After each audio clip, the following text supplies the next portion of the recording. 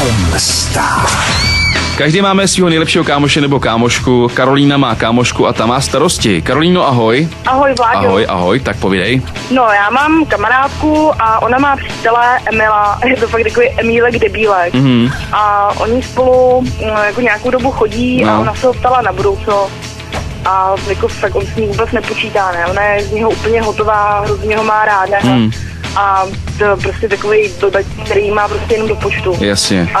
Prostě je to mé nejlepší kámoška, jí mám hrozně ráda, záleží mi na ní. Tak bych prostě pro ní chtěla někoho, koho se zaslouží, nějakého skvělého kluka. Jasně. A chtěla bych tady tomu blbečkovi prostě ukázat, aby se na ní vykašlal, nebo prostě jí něco říct, aby jí nechal bejt, když to takhle nejde. Jasně, chápu. Dobře, já ho vytočím a ty buď na telefonu, ano? Dobře, díky. No, ahoj, to je Emil? No, Emile, prosím tě, tady Vláďa, já jsem chtěl ti říct, že už je to na světě. Co? No kotě je na světě. Jaký kotě? No to vaše přeci kotě, Emile. Jaký kotě? Co tam je za pakárno? No ano, poslouchej mě, takový kouzelný, krásný, jen se na ně podívejte. Prostě kouzelný, jaký jako kotě? Jen ho zakousnout. No ještě kočička prostě kouzelná, tulivá, už je na světě. Já žádnou kočku nemám, ty vole. No právě teď už jo. Tahle prostě je vaše. Já volám jako za to kotě, ale mluvím za něj. Jak voláš za kotě?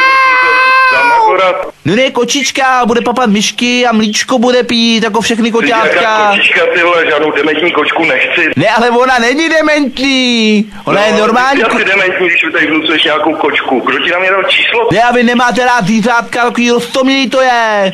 Ty vole, mám do toho ti nemám rád takovýhle kretény, který mi ráno otravujou. Ne, poslouchejte mě, chcete si s ní promluvit, já vám jí dám k telefonu tu kočičku. No jasně, ty vole, no víš co, mě už to ty vole docela začíná bavit, tak mi dej k telefonu, takhle dělej, ty vole. Magore jeden. Pomsta je sladká. Jsi normální sobec, úplně utrápený, hnusnej, tě nesnáším. Jako, hej, co to tam je zase? No nazdar, tady Karolína. Ty vole, Karolíno, tak teď už jsem to úplně mimo, ty vole, kdo tam je, kočky nebo je? Ty jsi pořád mimo, uklidni se, ty mimozemštěné, jsi fakt úplně neuvěřitelný. Co je, ty máš nějaký návaly, nebo si přechodu, nebo o co ti ty vole jde? Emile, ty si to smíšu nemyslíš vážně, tak laskavě nech bejt, jako. O čem to mluvíš, ty vole, pojď se do toho vůbec co ti do toho? Já jako o čem to mluvíš, jako Míša je moje nejlepší kámoška, chápeš to?